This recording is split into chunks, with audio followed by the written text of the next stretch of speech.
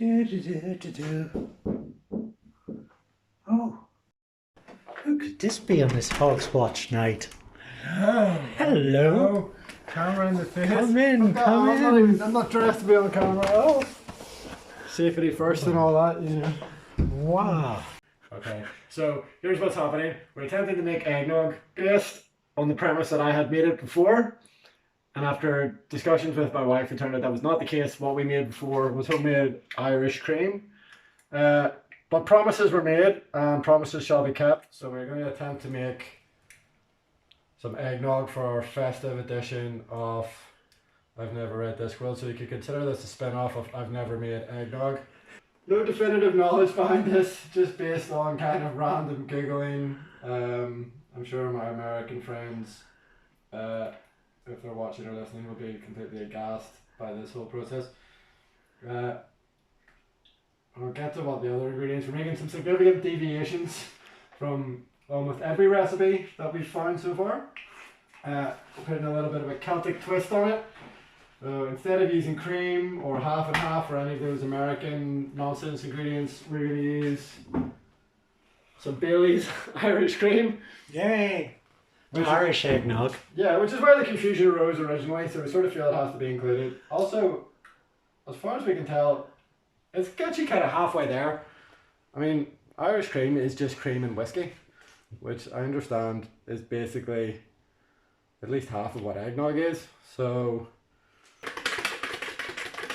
that's the shit there. Yeah, it's coming together.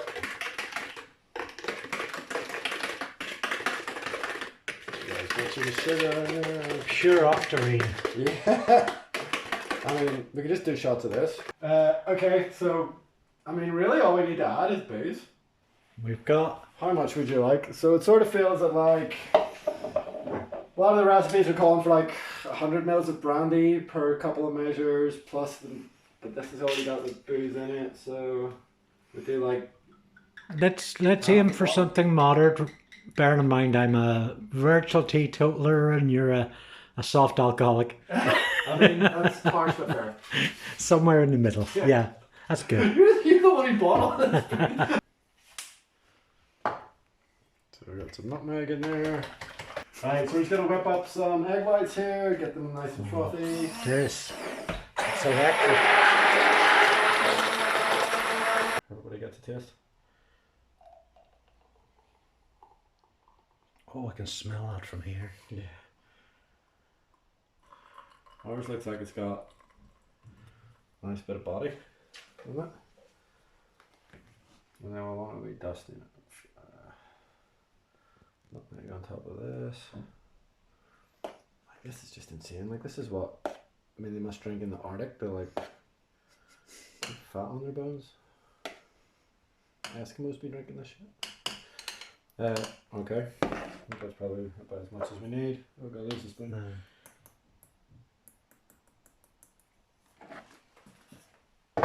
Ta-da! Well, Happy Hogswatch! Happy Hogswatch. Shall we have a wee sample? Yeah. Wow.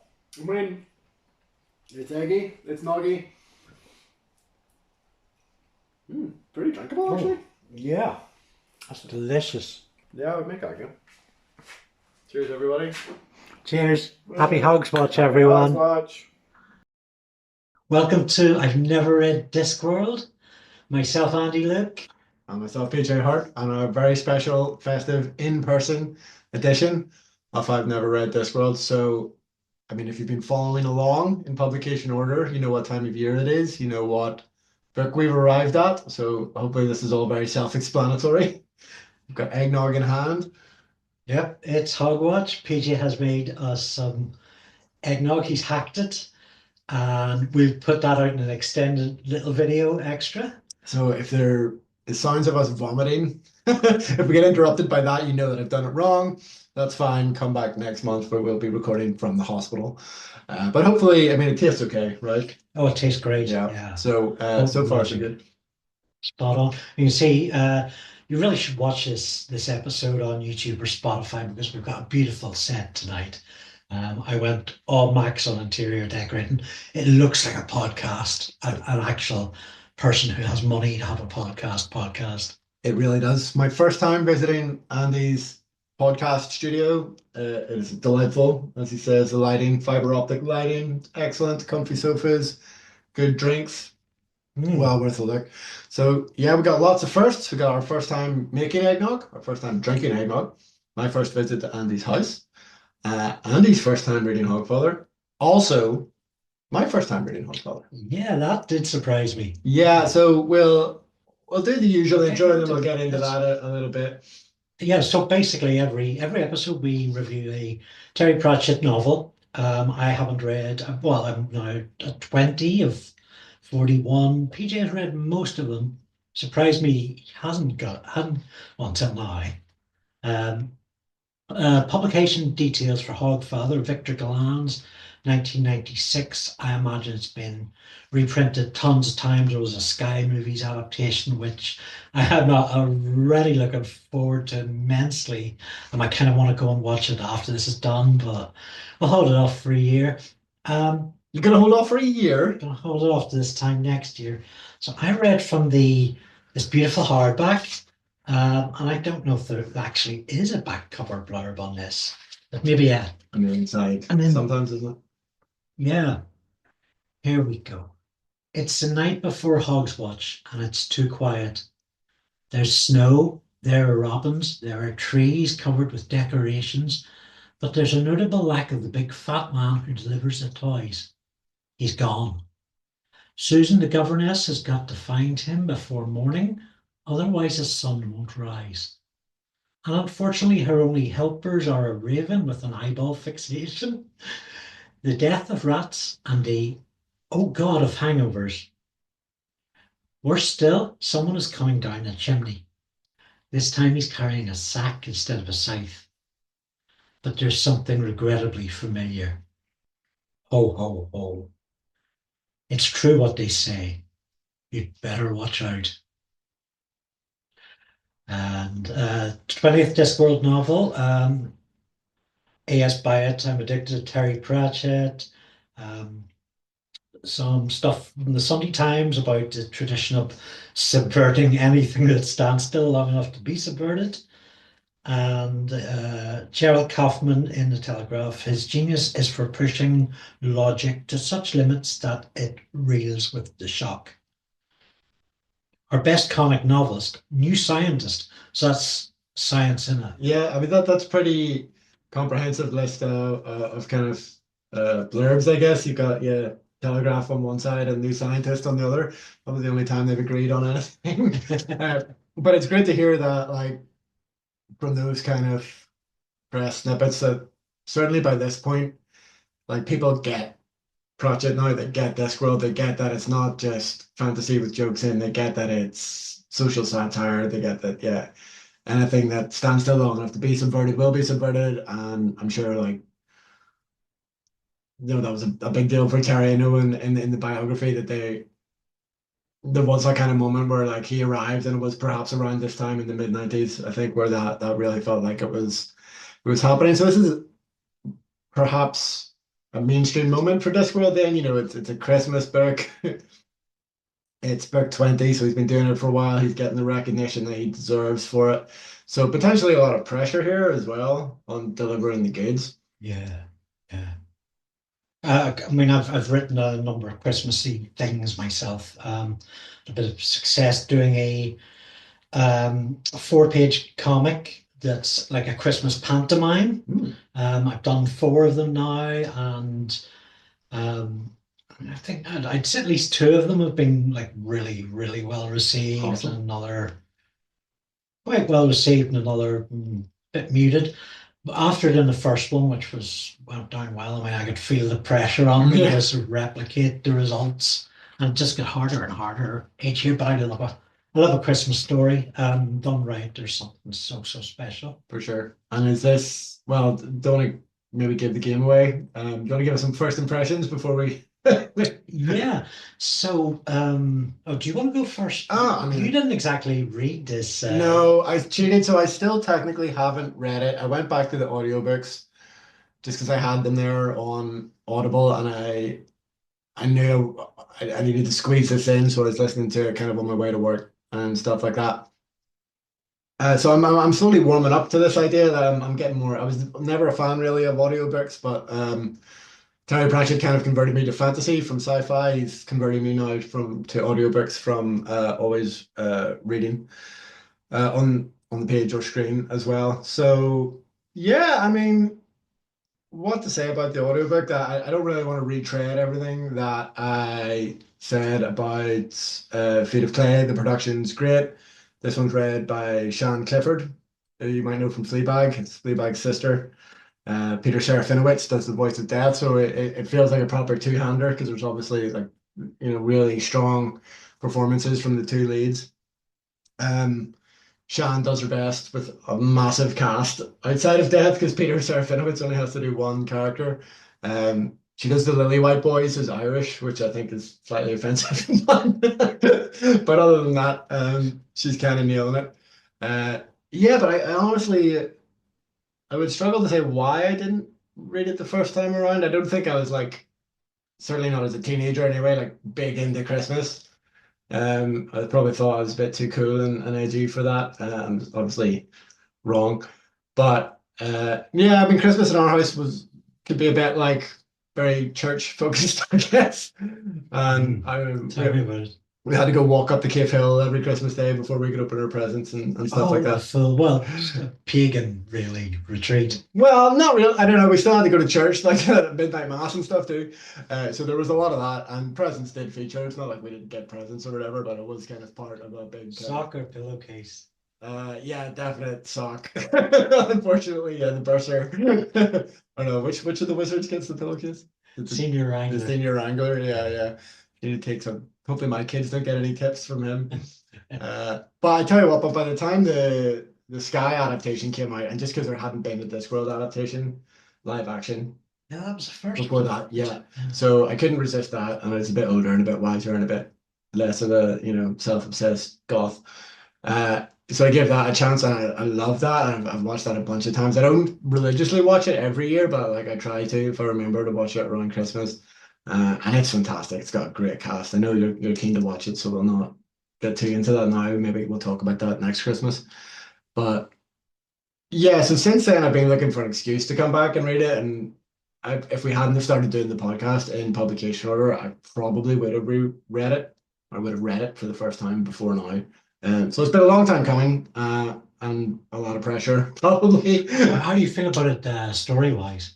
Yeah, story-wise, I like it. I don't think it's as tight narratively as like some of the recent um books up to this point, especially if we think about like the City Watch books, which are like really tight, well constructed thrillers. But Yeah. they're supposed to be, it's a different genre, they're police books.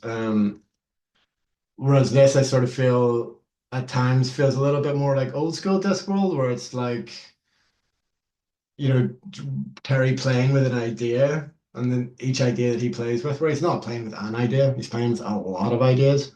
But each one doesn't necessarily have to drive the story. Like there's a lot of kind of sides in this book, I suppose. But they're all delightful, and and it's all part of setting that tone, that Christmassy kind of vibe, and those sort of slightly Victorian moral tales that are kind of part of that tradition that he's riffing Yeah. on and stuff. So I think it's absolutely packed with stuff. Yeah, I learned this recently that the reason you've got the Charles Dickens Christmas association with snow was that at the time he was alive, there was like a big sort of climate winter snap kind of thing that the like of which hadn't happened in hundreds of years. So all of England was, and probably Scotland certainly, and all covered in snow Oh, yeah. for years. So that's why there's that Christmas snow connotation. It's Yeah. kind of a freak occurrence that just happened at the time Charles Dickens was alive and writing. Wow. Yeah, I think that's had such an imprint on our culture. That's crazy. Uh, so what are your first impressions? Um, yeah, Um, right. So let's. I had some issues with it, some quite serious issues structurally, and what Terry kind of leaves out as opposed to what's in on the page. Hmm. But as an overall, I think it really hangs together. It does what it's supposed to do, and being a magical Christmas story. I was looking for quotes earlier, and my God, it's just there's too much to choose from, Yeah, really. it really is. The joke ratio is thick, and Not most unlike of this them eggnog. land. Hey, They're thick, not unlike this eggnog. Uh, yeah, I mean, he's really in his element when it comes to like the puns and the references and stuff. Because, like, I mean, Christmas is endless, and it's something that everybody has an association with, even if it's just through pop culture. So, and there's plenty of pop culture references around Christmas media and stuff like that in the book too. Um, it's really really magical stuff. I'd only noticed when I was looking at something today that so much of it is about belief and what mm, that accomplishes, which is quite a recurrent theme in the Discworld book so far. yeah, But it didn't seem well. The fact that I only realised it after finishing, although I was cognizant of it on the page, that speaks to how it's not a tiring. It's repeat the same message again and again, but it's not at all tiring. It's not repetitive. mm, It's a fresh take. yeah. I have to say, there were maybe times in this, I guess, based on two things. So, like, first of all, because I was more familiar with the TV adaptation, which obviously just by its nature has to trim things out, and it's sort of more tightly paced, and also the fact that having read a lot of Discworld, that is a constantly recurring theme, and I think there were times in this book where the story just stopped for too long to ruminate on that. But that's just because I'm used probably to a version of this story where that's been taken out, and I'm familiar with Discworld as a whole where that looms large. So I think it wouldn't necessarily be an issue if you were reading the books for the first time in order in the way you are, maybe, but coming back to it after having read pretty much all the other Discworld books, there's some ideas that probably felt fresher at the time, midway through the series, and they did coming back to it at the end of the series. But that it's not really a criticism as such, it's more just an observation, I suppose. PJ's eggnog is completely potent. It's Uh, just Bailey's. It's pretty much just an well, entire cup there's a of whole Bailey's. egg white, egg orange, egg octane thing Yeah. going on. In terms of the alcohol, no, there's no milk. Yeah, There's no cream. It's all just all it's a Bailey's. lot of Baileys Yeah. with a twang. So shall we go on and I can't read if you've any more first impressions, or we can No, go on let's and let's do it. dive straight into it. Absolutely. Do you want to handle the first Sure, one? why Yeah. not? I've got it. I've got it up. Okay, so on the first part of Hogwatch, Downey of the Assassin's Guild has a big job for tea time, who has scenarios for killing the Fat Man and Death. He enlists a band of criminals, a wizard, an expert locksmith, and Ernie the cabbie. Death walks the ocean bottom and meets Ernie on the streets. Meanwhile, auditors audit. Susan is a governess chasing monsters. The Raven and Death of Rats try to get her attention because something is wrong with Death. He's taken on the role of the Hogfather. Ho, ho, ho. I have to say, Peter Serafinowicz does a lot of really good ho, ho, ho's. Yeah. And it's worth it for the ho, ho, ho's on their own. Somebody should do like a compilation or something. He manages to make everyone sound different. It's like an I am Groot kind of situation. I might check into that. I um So it's a good start. I mean, yeah. Come on, can we start with tea time? absolutely, yeah. And this is more sort of a general thing throughout the novel. Tea time effing scares me.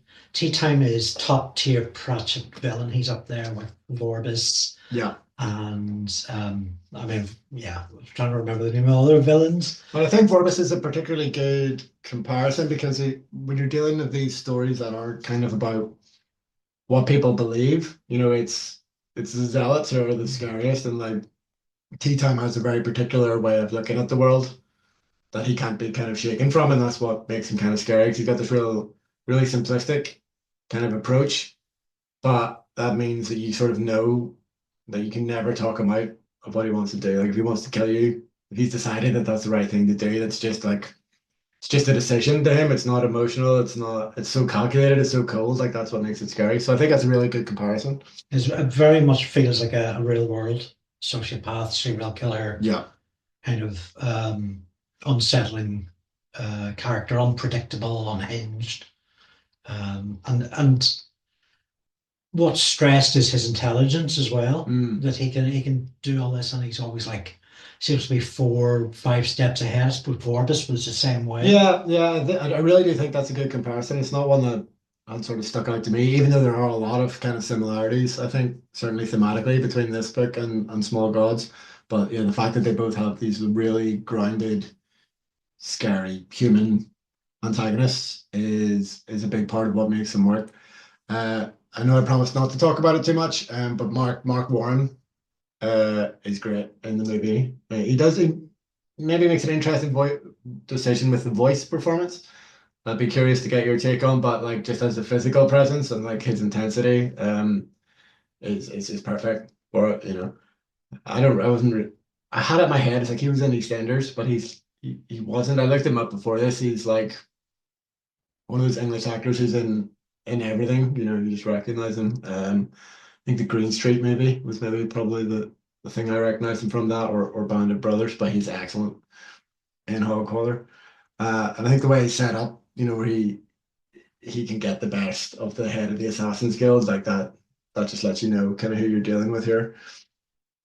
And bringing Susan back, because I think this is only really Susan's second proper outing as Yeah, like a protagonist or a co-protagonist. So now we get the sense that there might be a substrand, if you will, of Susan books, I guess. Whereas right. perhaps up to this point we maybe thought she was the character in Death's strand. So it depends how kind of complicated you want to get with like what the various branches of Discworld are. But because I read everything out of order and I don't want to spoil anything for you, I don't think I realized that this was a Susan book. And I think if I had have, I would have read it sooner.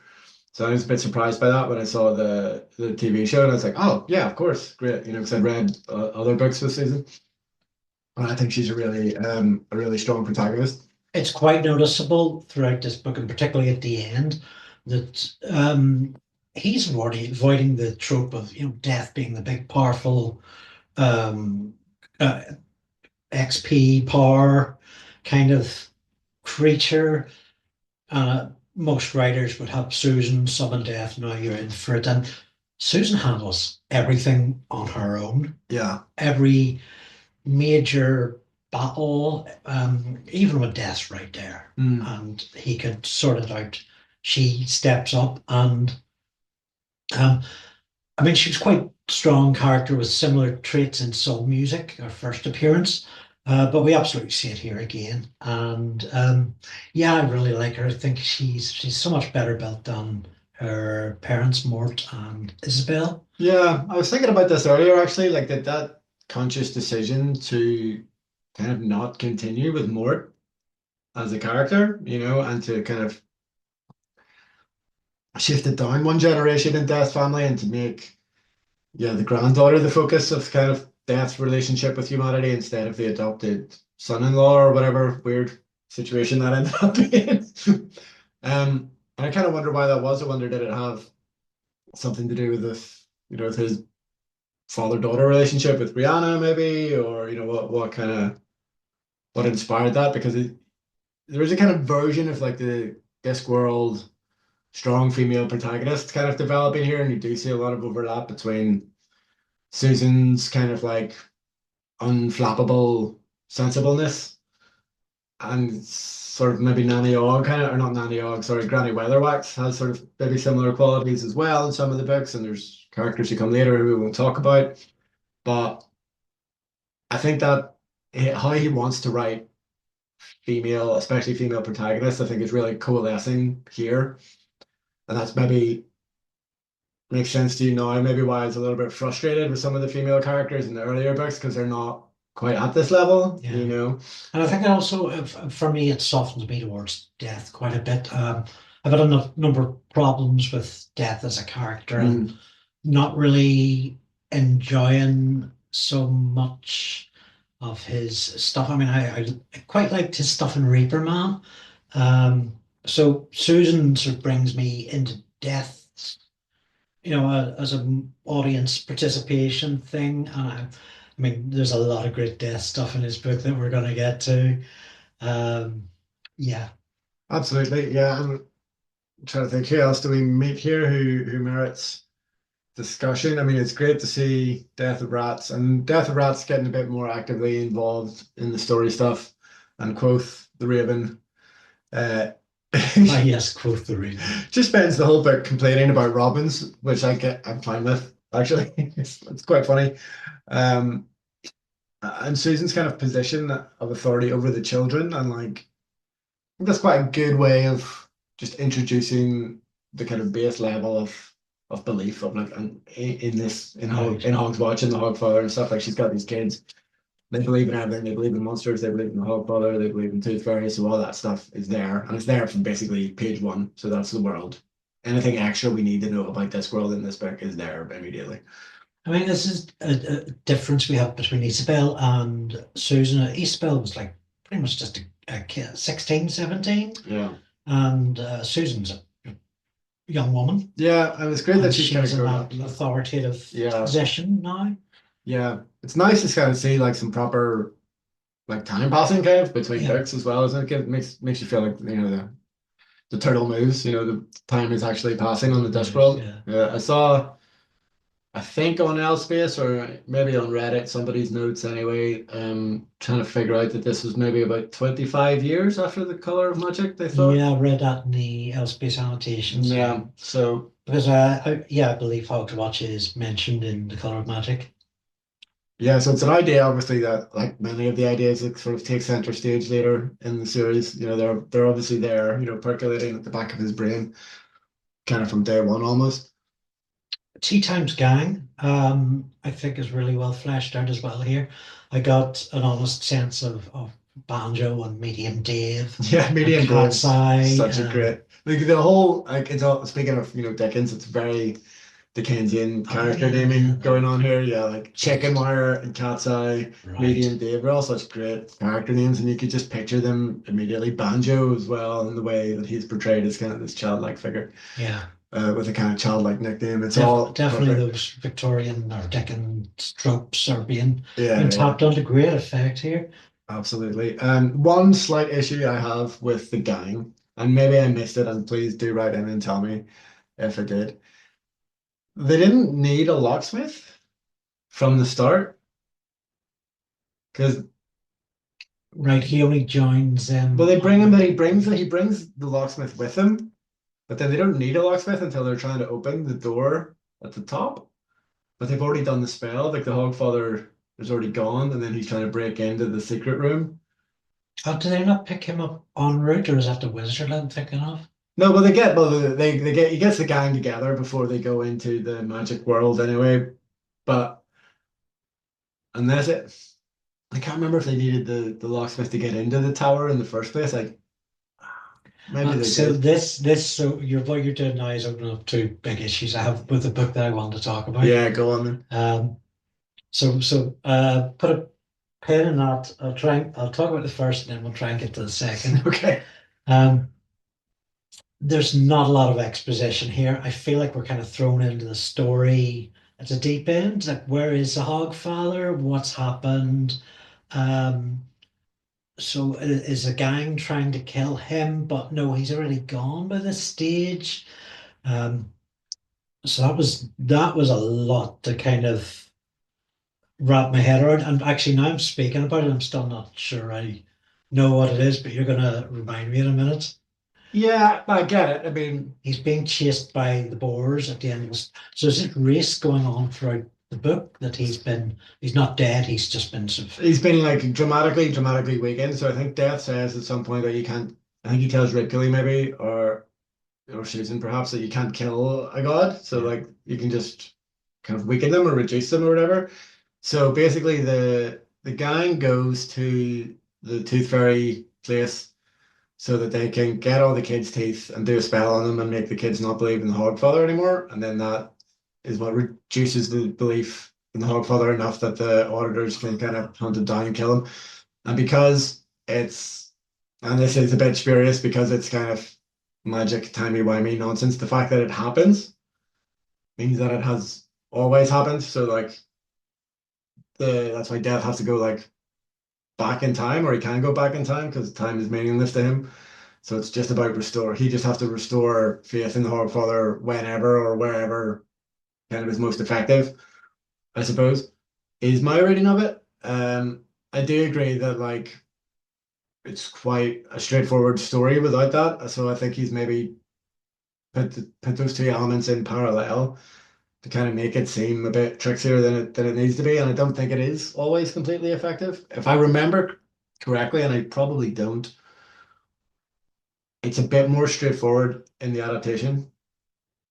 It's Yeah. clearer because I think for a TV audience you would have to make it clearer, do you know? And I can't remember if there's just a bit I mean, of I can make the leap now. yeah. But I felt this was a bit of a problem, this book, that it is lacking a lot of exposition. I mean, for somebody who picks this up first time, and I'm going to mention somebody who does much later in the podcast, but I felt I was very glad of having read those books before this to wrap my head around what was going on at the start of this. I mean, I'm not a big lover of exposition. I think so many writers do over exposition. You've got to leave enough for the reader to sort of figure stuff out on their own. That makes it a much more worthwhile creative venture. But I felt Terry just played the cards a bit too close to his chest here.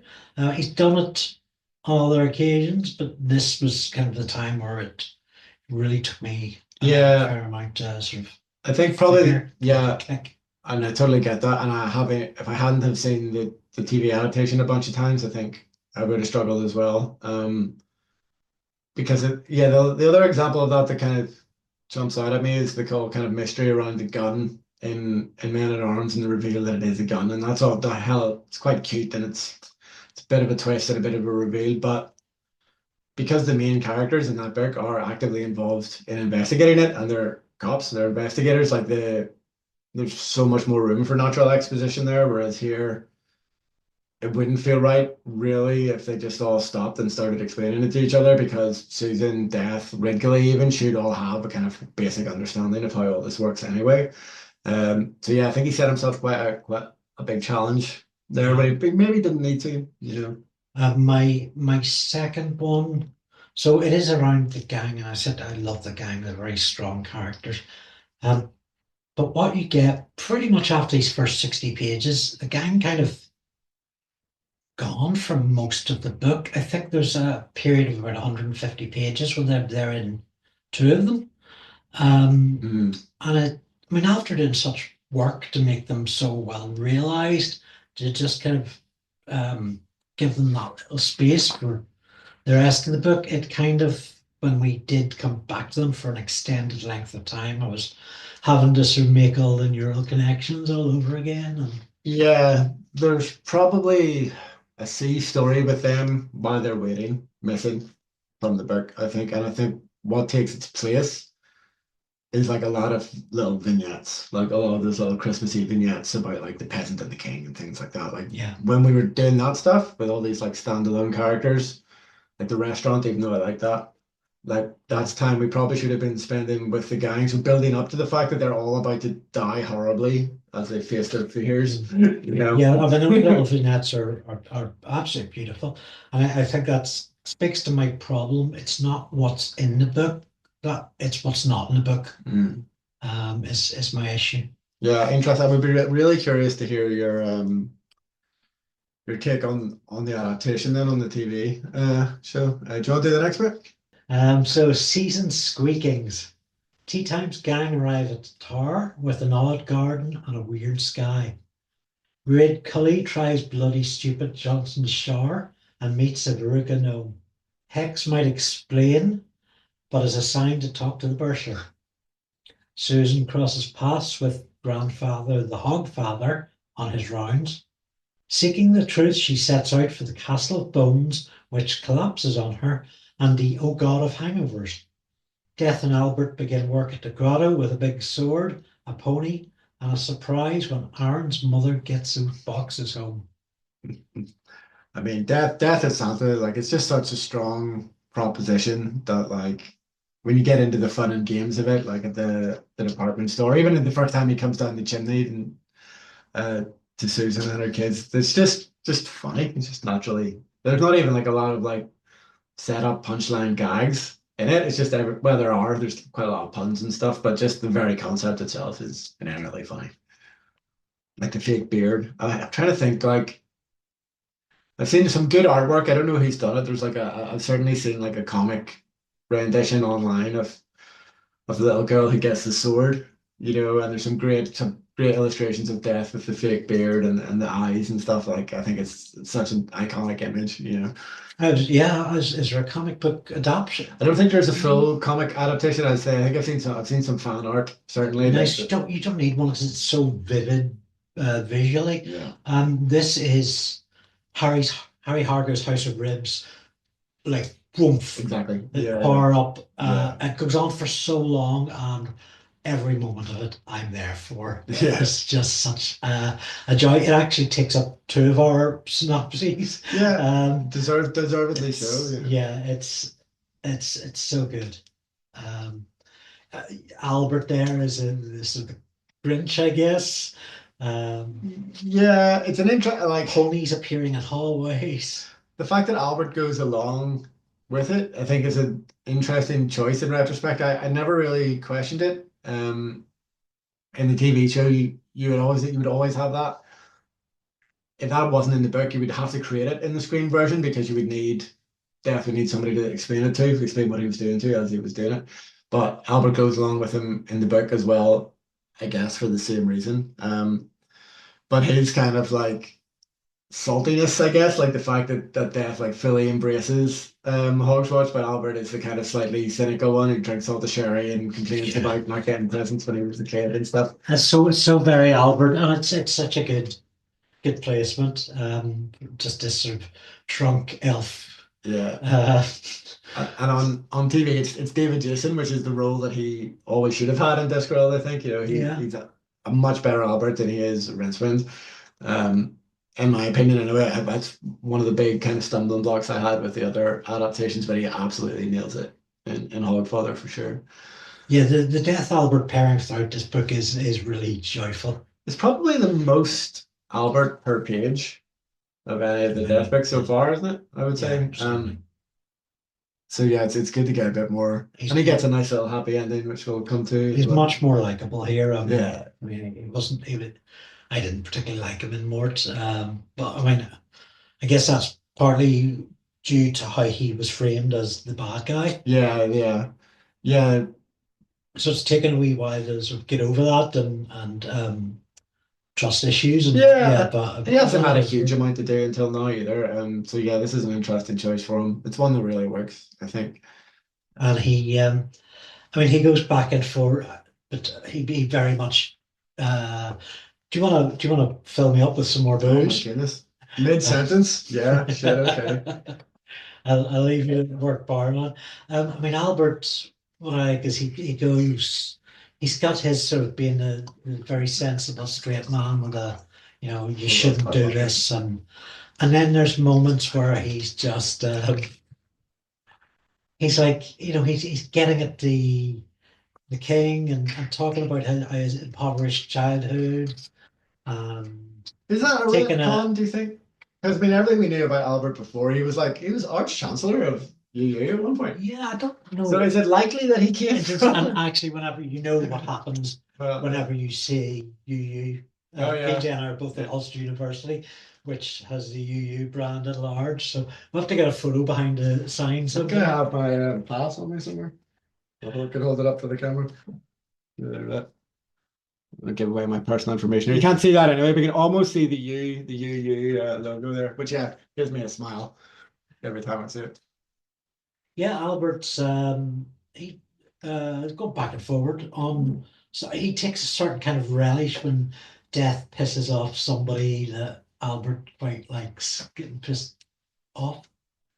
Yeah, I think Albert feels conflicted at times in this book, which helps us kind of engage with him as well a little bit, where yeah, he knows that the right thing to do with the king and the peasant is to side with the peasant, but then death starts to take it a bit too literally and a bit too far, and then it's like, well, yes, right and wrong is what it is, but that's just not the way the world works.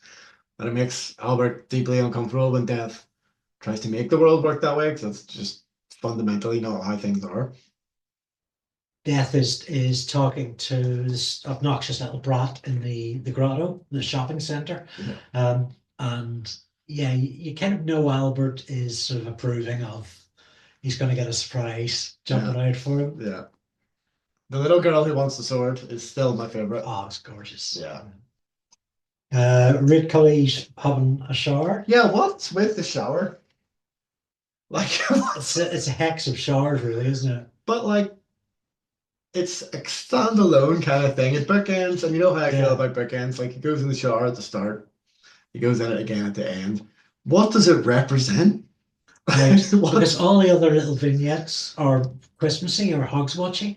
It's obviously got some sort of thematic purpose, or I assume it has some sort of thematic purpose, but I do not know I mean, we why. could be really pretentious and talk about how Red Cully is a man of nature who lives on a farm and therefore doesn't get the commercialization of Hogswatch. So the shower is like a rebirth, and it's like a Yeah, violent rebirth because the Hogfather is on the run and to be reborn. yeah, could be Um, that it's also for just sure. nuts and fun. It is. It's very fun. And the only thing, or maybe it's in your notes, or maybe I saw it online about how there's a door, a locked door that like don't go in. It's been hidden away for a reason, and human nature is to bang down that door and to press all the buttons and turn all the knobs. And it's again, no spoilers. Is that that's a theme that Terry does come back to in another book, but I didn't see how that was like super connected, maybe to Death's storyline, maybe the locked door in the Tower of Teeth. I don't know. I find that a little bit of a head scratcher, but Yeah, because it is okay, like you said, it's a bookend, and so is the locked door. yeah, So yeah. So I was a bit curious about that. But like you said, I mean, really fun scene, and then I mean, regardless. jumping ahead of ourselves as well. There's a scene in jumping quite a bit, but there's a scene with chicken wire killed by the wardrobe in that Yeah, tower, yeah. who appears at the Unseen University. I'm not quite sure why that is. It It seems that seemed like natural, but I'm not yeah. sure why. So the vague logic is very vague logic. Is that you can't die in the world that's inside the child's drawing because children don't understand death. So you disappear from that world, and then the bodies just appear in the real world.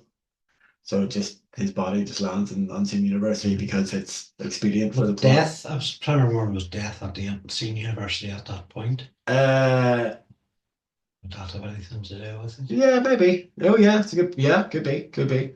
Um, but yeah, like characters just appear where they need to. The Oh God appears at the Castle of Bones or whatever, and PJ poured us another Jim Beam with orange. So here's to Bilious, very the festive. oh Oh god God, of hangovers. indeed. Cheers. Um, I Cheers. hope you're not taking this too hard.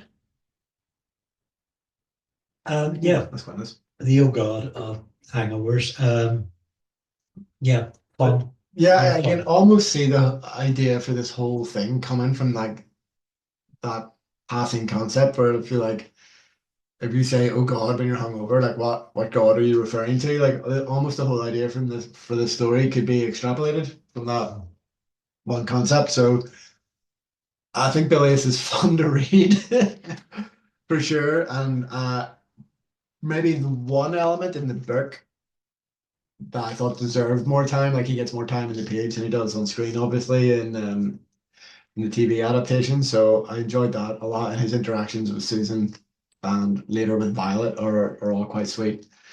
Uh, and having experienced the Hangover or two in my time, got a lot of empathy for Bilious. But at the same time, I do think that like some of the other kind of glingle glingle glingle household god stuff like kind of maybe goes on a little bit. So yeah, I'm just now wondering, is Bilious part of that glingle glingle glingle pantheon of spontaneous appearances of deities? Well, certainly, as I was reading it, I just accepted that Bilious is the first one to appear. Was kind of a god that was always there, and I think that's probably what I'm going with, unless you contradict Yeah, us? I don't know. I don't think Everybody it's else there a does. contradiction as such. I think it's like in order of size almost. So like, so the conceit is that because the kids don't believe in the Hogfather anymore, there's spare belief going around. But that Bilius, because he's got like a name and stuff, like he at least did exist at one point. People did believe in him, and then maybe they stopped. So as soon as there was spare belief ready to go, he was like primed, bang, ready to come in. Because I think he says at one point, like he always remembered having a headache, but he never remembered having a head, something like that. But then, as the situation gets worse, like little trivial things that people only vaguely believe in, like sock eaters or whatever, like they start to come to life as well. So I think it's like an escalating problem that starts with like proper gods with names like Bilius, and then any old thing can get conjured because there's so much spare belief knocking around. So yeah, I thought that went on a bit, just like the towels was the birds that come and steal the towels and all that stuff. It's just like do a quick glance at the notes for that. But yes, bingo, bingo, bingo. Mr. Crumley is not impressed with the new Hogfather. But Corporal Nobbs is impressed with his burly and strong in the arm double action triple cantilever crossbow with a polished walnut stock and engraved silver facings. The wizards make a breakthrough with the ultimate hangover cure.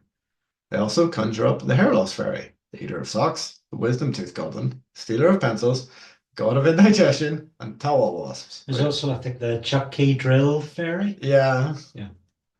Just so the list is complete. Death spares a match girl. Susan and Billy is look for Violet, a missing tooth fairy, and the trail takes them to Banjo's room. Ridgely tries to reprogram Hex. Albert has a quiet word with the king. So Wow, a lot in there. yeah, and we've touched on it, probably quite a bit of it already, I suppose. But We'll go with one of the longer descriptions first. That's the Hogfather and Corporal Nobbs. yeah, There's so much joy, so much squeeing. We get Constable Visit there, who there's a bit of good fun poked at that character. Um, and it ties it in as well, back to the Omnians and small gods and all that kind of all the stories about belief in the Discworld sort of seem to crop up one way or another. But yeah, you can sort of tell there's like a bit of a list going on behind the scenes somewhere of like Discworld Christmas stuff that Terry just wants to do. Like, and Nobby going to see Santa is obviously yeah, like on that list. I mean, last time we saw Nobby, he came in for a bit of short shrift, the whole Lord Knobs prank. Of course, So this is a nice little, nice to have something nice happen to this character after that yeah, embarrassment. yeah, and there's a bit of overlap maybe with like Nobby's history and Albert's history. Like I believe that Nobby never really had nice Christmases, much more than I believe that Albert never did. Um, and that whole kind of business where like Nobby's being Nobby and devious and a copper and stuff until he sits on the Hogfather's knee and then he gets on like all the other kids, like little monosyllabic answers and stuff is quite cute because he has this unresolved childhood trauma and it gets solved with a weapon with a crossbow. It's like Yeah. here's a nice crossbow. I mean, he'd be the talk of the watch Oh, now. absolutely. Harold Yeah. would be jealous. If he can hold on to it, I can see him losing it in a wager or something. Yeah. What else? We've got the Yeah, so even reading that list of those household gods, that was incomplete because you had the drill chuck drills don't need chuck keys anymore either. That's another thing from this book that people mine don't. does. Does it still? You've got an old school. Yeah. Because there was a few things I noticed in the notes, the L-space notes on this that like maybe would confuse American readers, for example. Apparently they don't really talk about verrucas much. Apparently I don't know what they're I missing. know. To be fair, I can't remember the last time I really considered verrucas. I remember sort of it being a kind of a constant worry at swimming lessons, childhood swimming lessons. Yeah. I think as you get older, it's bunions. Oh yeah. Probably the same thing. But we call them bunions. Oh, and there's probably a gnome for Or, them yeah. as well. But yeah, I think certainly by the time we got to the tall wasps, I think I was maybe a bit over it, probably. Yeah. Yeah, it's a fun concept, but yeah. And it's not that I don't mind I don't know, it's stronger than that. I quite like this kind of combination that we set up in soul music where, death gets involved in some kind of existential shenanigans.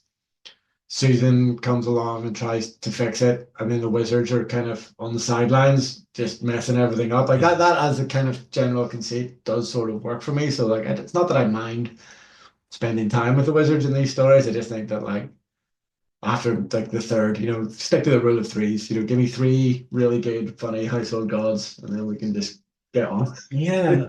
So two issues here. I think for me, part of my issue with that, now I'm thinking about it a bit more, was we have the big build up around either Socks characters where they're on the hunt, Oh and yeah. I just kind of seem to abandon that. Yeah. Um, and I think if that had have been resolved or directed in a different way, it would have buoyed up what came next with this glingle, glingle, glingle. The Yeah. other thing worth mentioning is I think that's about this point where this becomes an unseen university story, which it really wasn't in the first part, Mm. and Yeah, I spend an was awful only lot. hinted at in the second. Yeah, I spend an awful lot of time. Yeah, arguably too much time at the university. Like Here. I feel it. I mean, it is a university story, isn't it? Well, that's what I was kind of getting at, I suppose. Like that almost like sort of three-pointed nature, like Death, Susan, and the Wizards. That's sort of how soul music almost was as well, wasn't it? Where you had the Wizards were all getting involved in the music and stuff, and they were kind of the C story. But it doesn't feel as like well integrated here. Like you say, we just sort of stop and stay in Unreal University for like a while around but the halfway point just over, and then we don't see any of what's happening to the criminals and the Tooth Fairy. We dip in and out of Death, but we don't. And Susan's there with the wizards, so it doesn't have that same kind of rhythm to it. Doesn't have the same sort Yeah. of pace. I mean, I suppose it could be done with other characters. There's two things immediately call to mind about why the university is so important. And well, one's just a really nice scene, and it's a scene later where Redcully and Death just have this chat. Mm. Another is Death and Hex Yeah, trying to work stuff out together. And I think it kind of plot wise, it revolves around, I mean, that Hex thing is just so integral to the plot. yeah. I mean, since almost day one, I suppose, the wizards have had this ability to summon death, with the right of Ashkasente or whatever, and there always has been that sort of back and forth between those two worlds. So it's just about, yeah, deploying it kind of in the right way, I suppose. And I think what you mentioned earlier, the fact that we don't cut back to the criminals during the sequence is probably what sort of sucks the life out of it a little bit. Yeah, Yeah, we're not yeah. we're not juxtaposing it really with anything And else. of course, there's this irony going on as we go through the book that the wizards are trying to find out what happened to the Hogfather. Yeah, And if they just used his rite of Ascente, they could, we could have summoned him. Yeah, yeah, they could summon but Hogfather. they didn't know. But Yeah, yeah. yeah, I wonder actually, and this is I have no real reason to suspect this really, but like through writing these bits, and Terry was obviously having a really good time writing these household gods and like the Eater of Socks and almost building the Eater of Socks up as this kind of menace. yeah. Is that maybe what made him realize, or maybe gave him the idea that like the ideas could be dangerous, and maybe took that idea and put it in the Tooth Fairy world, to be the things that kill the criminals as their own kind of Could be, yeah. It childhood seems like a fantasies. natural sort of Yeah. extension of how the writer would get to that point. So did he try to have his cake and eat it maybe by having this Eater of Socks with the wizards, but then also having the wardrobe and Ma Lillywhite, come back as the kind of manifestations of the childhood fears I later think on. so. But Maybe? there's an awful lot said about, you can't have your cake and eat it. Well, of course you can. Yeah, and like if anybody's good enough to do so, it's definitely Sir Terry. Actually, that's something I think Terry is very good at, is just taking these nonsense crap that we come off with, like you can't have your cake and eat it, and saying, well, actually, you can. Yeah, It's kind of the two are very much linked. Yeah, well, I took that personally, and off he goes, and yeah, just like creates absolute literary genius. Death spares a match girl. was something I Yeah, wanted to. pretty brutal scene. Yeah, so there's two things going on with it. There's the scene itself and the consequences of it. Um, the consequence, I was expecting a mort kind of deal. I'm not really sure that that was touched as much, but the scene itself is absolutely just really beautiful, lovely, lovely, and it's just a page and a half, and it's Yeah, it sticks with you though, yeah. and I think the way maybe things like this have been handled in recent-ish books, like thinking about uh the kid who dies in Feet of Clay, for example. Like there's nothing to be said that like that death is gonna follow through on what he wants to do here. You know, I think there's a real sense that Albert might actually be able to talk him out of it and let the kid die, just based on what we've read in previous books and also sort of what we know, I guess, about the laws of death and how things are supposed to work in Discworld, and that makes it all the more kind of gripping and memorable when he does follow through and save her and stuff. So yeah, I mean, he really does write vulnerable children in like a really engaging, kind of unsettling almost way. It's too something too real about it. I think it makes me very uncomfortable, but that's the purpose. You know, that's the author's intention, and he's yeah unsettlingly good at it. It probably come maybe from his own sort of fears about, you know, parenthood and looking after kids and stuff like that. It certainly resonates with me anyway. I mean, I suppose we were talking a moment ago about I forget who we were talking about communication and things drifting in and out of existence. Got me thinking about at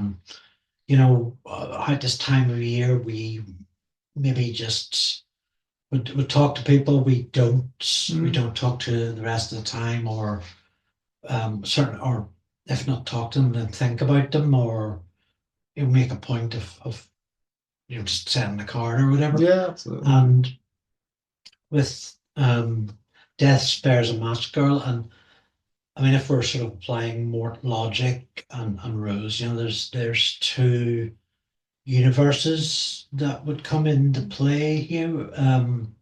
One of them being a sort of a world without this girl, where everybody's ignoring her or Yeah, whatever. And it really speaks to a lot of what's going on in this novel. I mean, I'm obviously just free thinking this, but there's a lot in this novel about children and about poverty.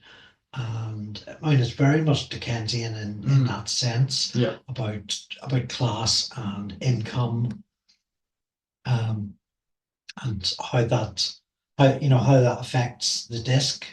It's very head on in how it addressed, and I don't know if yeah, yeah. No, I think that's yeah, it's that's all the way through it. very, very, very, very right up until the very last scene, arguably. You know, with Death goes back to get the horse for Albert. Um, Yeah, it's yeah, another beautiful. My God. and it does just sort of feel that Terry believes, like Terry's speaking through Death in these bits. I think, you know, he has that kind of fire in his belly, that righteous indignation that like this is wrong, and there is something wrong perhaps about celebrating Christmas or whatever holidays you celebrate in the way that you do, while so many people have so much less. And the kind of the contradiction and the hypocrisy of all that obviously is something that bothers him. Um, but I don't think he has any kind of answers to it. I don't know if there are any answers to it, you know, that except that kind of wish fulfillment exercise where like, yeah, you wish you could go back in time and buy a toy for a child who never had one, or you wish you could save a girl who was gonna freeze on the streets or whatever. But yeah, I mean, it's a very naughty, complicated issue to try to resolve in the pages of a Christmas fantasy comedy book, I guess, you know. Well, this is the section we're talking about has the story with the peasant and the king. Yeah, and that is just a complete self-contained parable, really. Yeah. It's like, It's like it could work as a little short story on its own right. is it based on something? Is it a riff on something specific? I didn't see Um, anything in like I, the I, L-Space notes or. yeah, there is kind of this. I mean, I can't think specifically, but there is kind of this trope of the peasant and the king in festive stories and fables generally. Okay. So it seems quite right. It's utilized here. and for Death and Albert to go in and like deliver a bit of swift Yeah, justice. At this sort of, and there's a condescension here going on. I mean, when we're talking about royalty who have, a sort of a single member of the great British royalty has an income that, 10 times over could solve, a tenth could solve British poverty yeah. for Because what is it? generation. What's Prince William's all like wants to solve homelessness, and it's like, dude, you have the money, just do it. Yeah, yeah, Like, what's literally stopping you? just Yeah, deploy. exactly. So yeah, They that taught you deployment in the army, right? yeah, general hypocrisy is that It's grotesque. yeah. And it's yeah, so this is a really kind of really really good scene.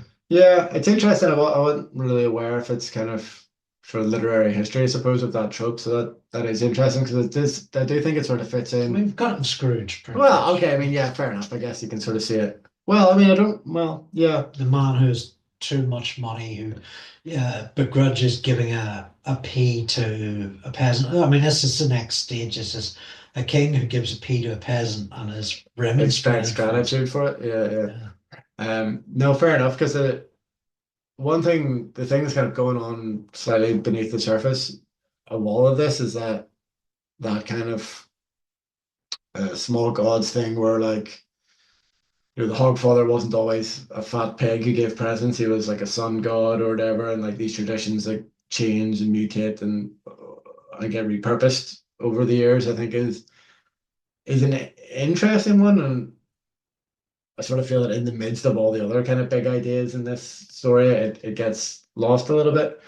I mentioned in passing at one stage the hunting of the wren, which is a tradition I wasn't aware of, but then by pure coincidence they were having this like cultural display, the art center by my house, of the hunting of the wren, which is like an old sort of mummers kind of tradition where you get a dead wren and like so in Ireland they do it on Boxing Day, on St. Stephen's Day, and you like get a dead wren and you go dance around and bring it to people's houses and you wear the mummers stuff. So it's obviously not an actual dead rain, or SPCA should be involved. Dead Well, rain. apparently, I don't know.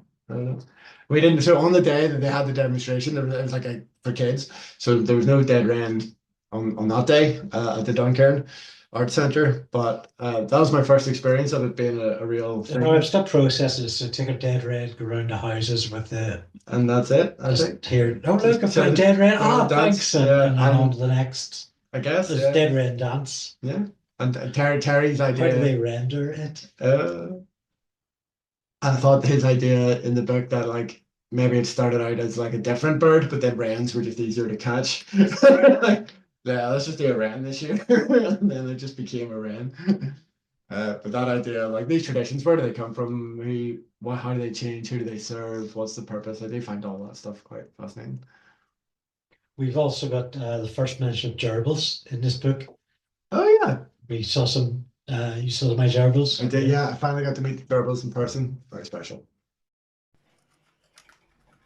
Is that? Yes, like little buttons.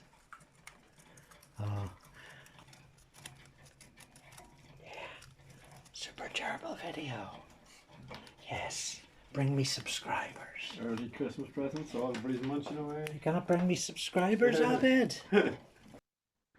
So the next piece was Susan Bilius, and what I found when I was writing this synopsis is there's a real detective work thing going on. Susan's really following the trail.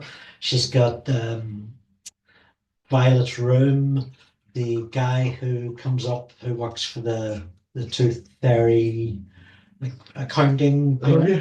yeah. The list which has Banjo's name, going to the YMPA, which is something to do with YMCA, but with Belshamirov. Yeah, yeah. That's just, I think it's been mentioned once before, actually. I love that idea.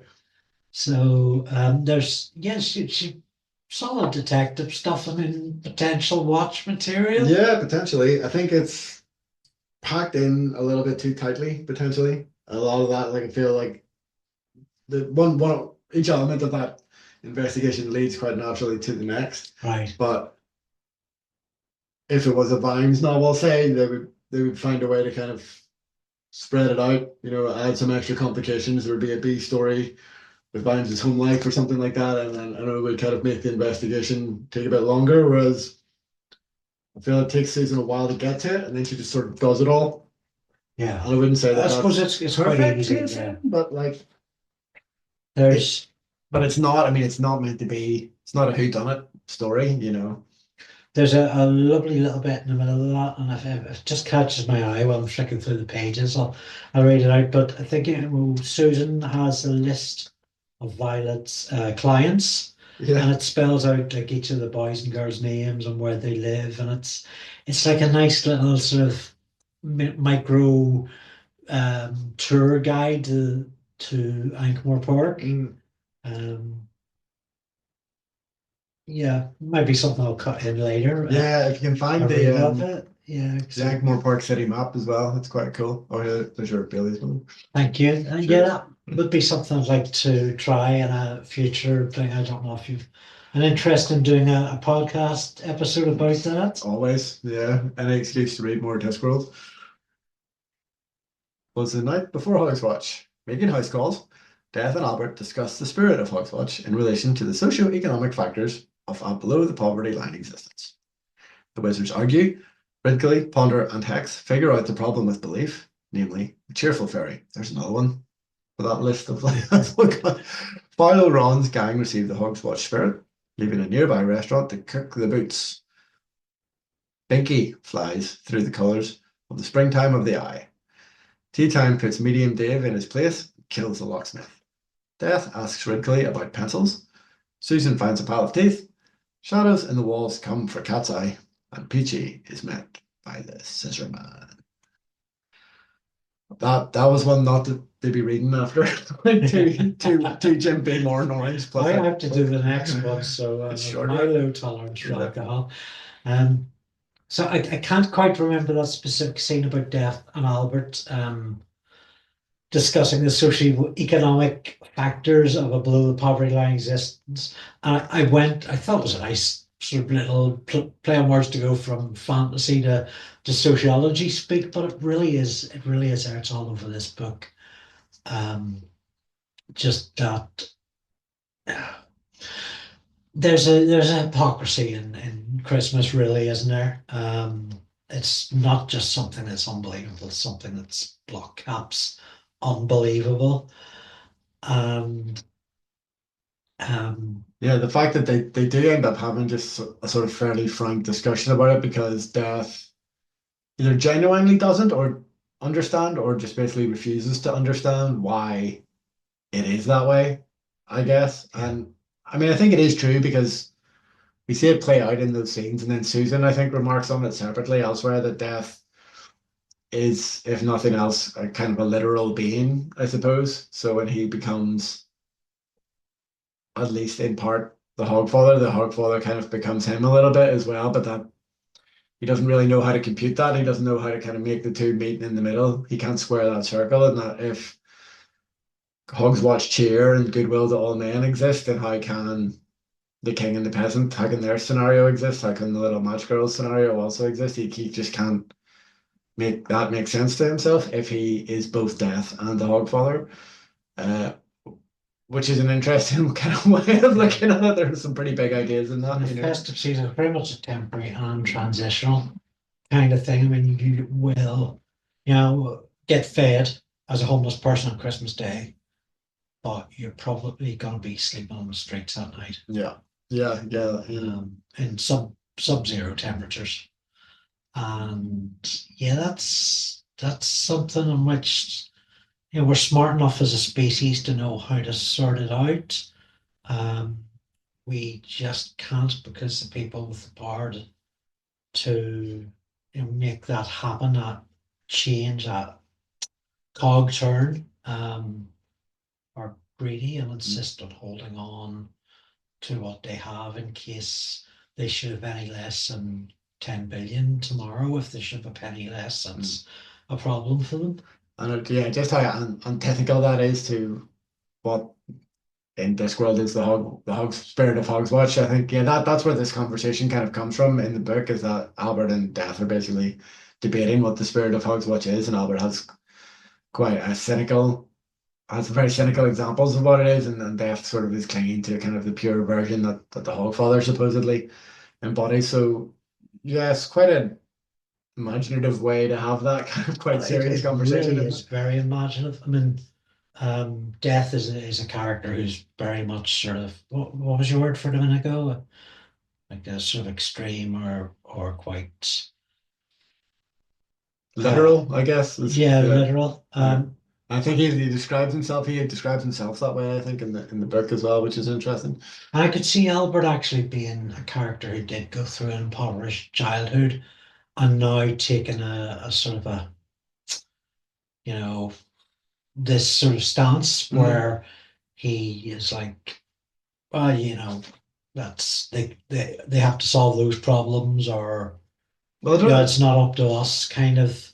When I, what I think about is British Conservative MPs who were migrants who now rally against yeah. migrants. I mean, And I'm wondering if there's a similar thing there going on with Albert. I don't think Albert's quite as awful as a Tory No, well, that's MP. fair. Yeah, Fair I point. don't, but also I don't think he's engaging in that same sort of ladder pulling. I think he's more just kind of like Death just isn't ready for that conversation. He just doesn't understand how it is, and I think Right. Albert's just kind of explaining to him Okay. the Yeah. way that it is. I think I don't know. I mean, I feel like if I was Albert having did to try to defend take Albert, over the world once. yeah, I mean, it's hard to come back from that.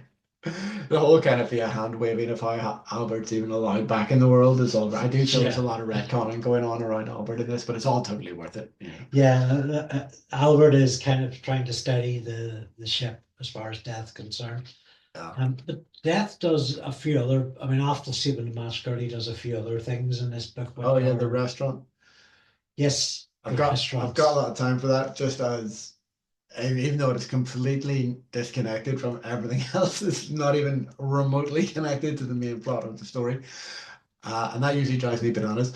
But having worked retail, having worked service industry around Christmas, and just seeing the response, I got a really good chuckle out of the whole kind of like the show must go on attitude of the greedy manager and like all that. I'll just never forget. So my first job, first ever job actually, but like my first retail job as well was working on a juice bar in a shopping centre in Castlecourt in Belfast. If anybody listening knows it, it's still there.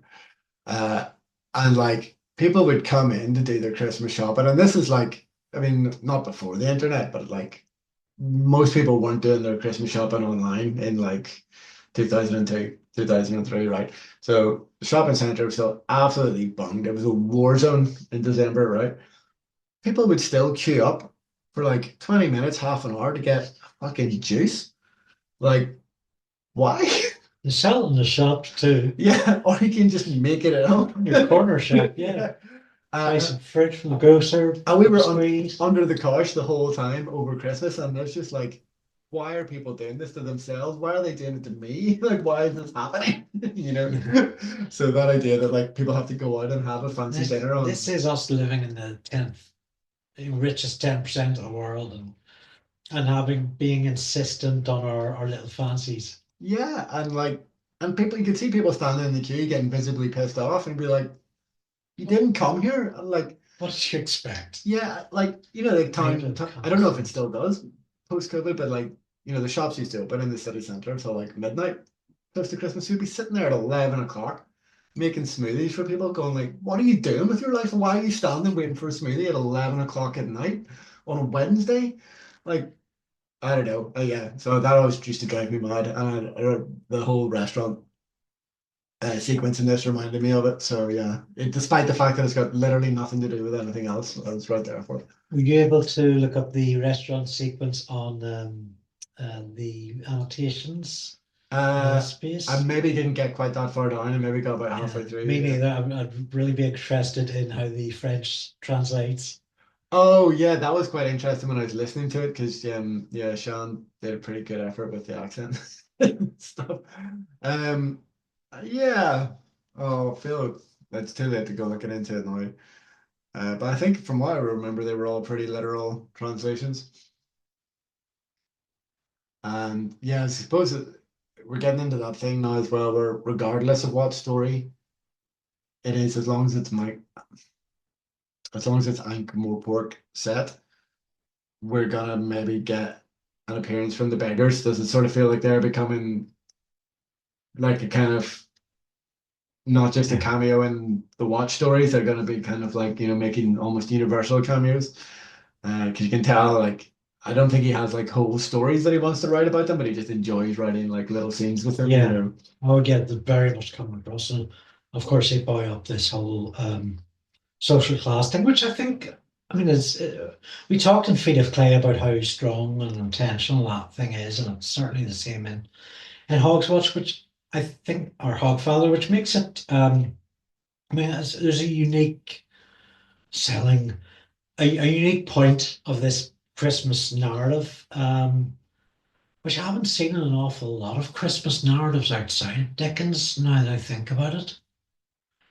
You mean Um, that sort of class consciousness thing? yeah, Yeah, yeah. That's interesting. Yeah, and like considering like what a kind of how large Dickens looms in that genre, I think, it's interesting to me because I guess it's because it's uncomfortable and it's difficult to tackle it, and it also requires an awful lot of skill as a writer to be able to tackle that issue in a holiday story that still feels thematically kind of appropriate, that feels uplifting, that still tells a complete, satisfying narrative. So and that's there's so many Christmas specials, and there's a test to apply next time, the Dickens Pratchett class consciousness test. Next time you're watching something, and see how that's yeah. dealt with, see how that applies. So when I was about halfway through reading the book or listening to the book, my kids, I sort of held off until kind of late November, I guess, watching any Christmas movies. But my kids wanted to watch literally any Christmas movie, so we put on Disney Plus and they just picked something, and it was called Santa Paws. It's about Santa's dog, Right. and Santa. Quite fun. But it actually has a surprising number of similarities with the Hogfather. Santa arrives in New York and gets hit by a cab and gets knocked out and forgets that he's Santa. So the magic of Christmas starts to drain away.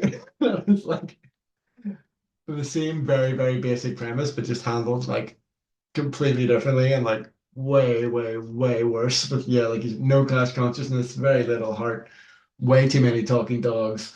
Like, yeah. So you can apply those rules to other stories, but they're still not going to be anywhere near as good. Every year, I will like somebody who, hold on, I'm just looking for a quote here. Um, Apologies to anybody who was involved in the making of Santa Claus, just while Andy's doing that. I mean, I've worked on some bad movies in my time. We all got to eat. I understand. just like somebody the senior wrangler knows with frog pills, who wouldn't keep on eating them if they were addictive. I watch the Always Sunny in Philadelphia Christmas special every year. Oh, nice. Um, that's kind of what I'd be doing. And yeah, you've got a little bit of that. You've got some underclass theft. You've Oh, got yeah. thieving kids throwing rocks at trains because that's what you do on Christmas morning. Um, yeah, yeah, money is certainly a big part of it. Interesting. And I don't know what other. So yeah, what other? I guess this is going to diverging, but we're nearly the end, so it's okay to diverge a little bit. Yeah, the Father Ted Christmas special. That's a recurring one oh in yeah, our house, and Muppets Christmas Carol, which is Dickens, so it kind of it yeah. falls under the category, honestly. The creepy, horrible child's world. Like, Cat's Eye getting stuck in the wardrobe and basically the childhood fears are coming back to kill them, which is like a genuinely terrifying concept. This is such a great thing about writing a synopsis is that I get to slip in little favorite quotes Yeah, of yeah, mine, yeah. like through the colors of the springtime of the eye. Like wow, Yeah. yeah, the whole it's a child's picture. That's one I should have lifted because that's also a fantastic quote. Yeah, and how I don't know, he maybe is over egging some of the reveals in this book, but like the slow reveal that that's where they are inside a child's painting, you're like, okay, well, that's nice. That's safe. And then the subsequent reveal that it's not, that like the childhood fears also live inside the childhood painting, and that the juxtaposition of that is intensely creepy. Like it seems like every other, if not every book, at least every other book, there's some like moments of like proper scary verging on horror writing, and I know I flagged it up in some of the witches books before. But actually, weirdly, out of all the death books, I think this is like the kind of creepiest bit for me, thinking that like, and even like, okay, the scary wardrobe, like that's what his childhood fear is, but then you start thinking about like, well, if it was me, what would the childhood fear of mine be that would come back and get me? And the Scissor Man I thought was a genuinely creepy creation, like, and then the final reveal, like who's at the top of the tower, was interesting as well. But like, it just amazes me every time that he can just pull that out of the bag, just like this genuine horror sequence. I mean, this is also a case where you don't need a graphic novel or even a Sky adaptation because a child crayon drawing is a very visual thing. You know how it is. You might love your children, but kids drawing, sorry, PG, they look deranged. Yeah, I mean, Um, mine are yeah, equally, as an adult, are equally as bad, to be fair. So not to besmirch my children, they are equally as talented at drawing as I am, which is not at all. I mean, Scissor Man is like straight out of horror movie Yeah, yeah. stuff. I love the description of in this and the next part of like just like little worms in the brickwork, Mm, like like shadow worms, and really quite a potent visual. yeah. Like, I mean, the whole even before that reveal that it's a kid's drawing or whatever, like, just the idea of a tower full of teeth is like, if not creepy, at least unsettling. There's something else I want to get to in this part, which is hex. We Yeah, get yeah, quite a lot actually, of hex in this book, yeah, and true. We haven't really it touched kind on of it. really kicks off here. There's a couple of things. One that really stuck out to me was the sort of inverse with the the witches. So the witches tend to rely on nature magic and that sort of naturalism, that whole Wicca thing. Whereas as Hex finds his way around its way in the university, there's very much nature by machine. It's controlling the ants and the wasps and there's a whole ecological control going on, which I think is like the flip side of the Granny Weatherwax's Yeah, for world. sure. And it's worth remembering, I suppose, that like Ponder Stebbins and the whole Hex thing, like they're seen very much as like outsiders at the university. Like this is like not how wizards do things. So you could definitely draw that comparison between like where wizards are supposed to do magic with like spells and books and staffs and stuff with the natural side of magic, which is ants and bees maybe and finding common purpose with nature. And the fact that that's been integrated into Hex is an interesting point, definitely not what I thought about because it sort of feels like certainly the ants are really just a setup for the whole anthill inside pun. It's ants because anthill sounds like intel. But actually there's potentially a deeper kind of thing going on there. Whole, I mean, spiritualism versus cerebral. Um, the what's Granny's internal borrowing Yeah, yeah, yeah. versus the external of the machine arms and such.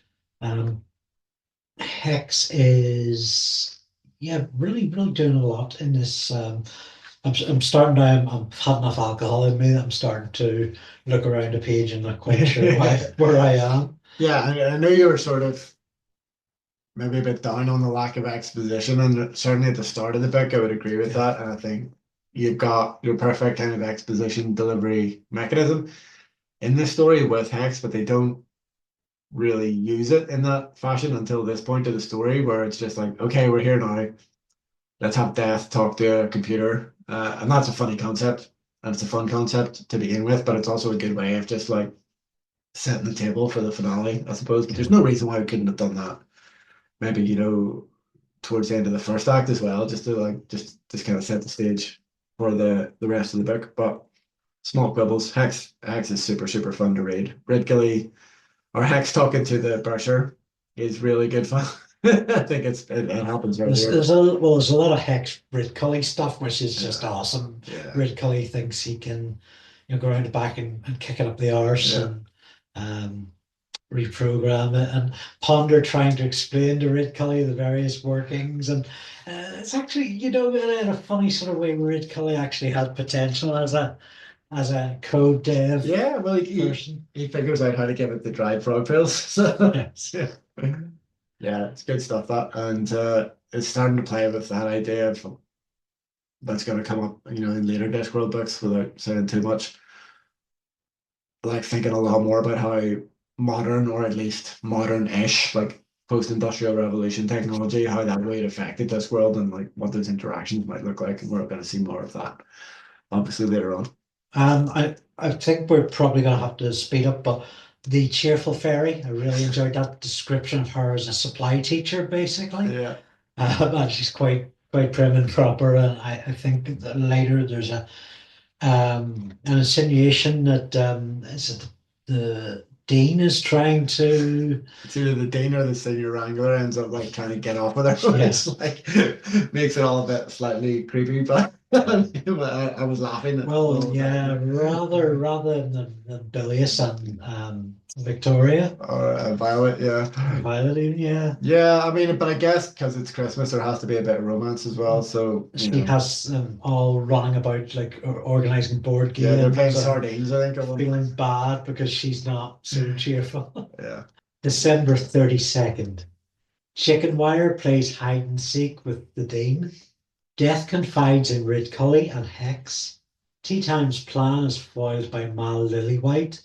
Susan faces off against the first bogeyman. Banjo is put in charge of the grotto. The Hogfather is reborn. Rid Cully takes a power shower, and Teatime meets Governess in final battle.